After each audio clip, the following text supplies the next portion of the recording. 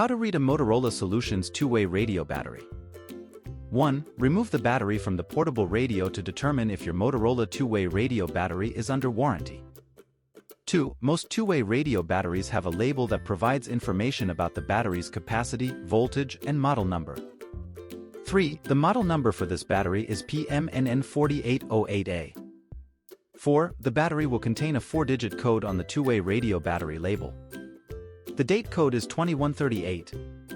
5. The first 2 digits represent the year the battery was manufactured, and the last 2 digits denote the week the battery was manufactured. Here is an example of what you will find when looking for a date code on a battery. In this image, the battery was manufactured in 2021 and manufactured in the 38th week. 6. It is advised to replace your batteries every 18 to 24 months. 7. The date codes are known as the date of manufacture and do not indicate a sold-by date or a sign of lifespan.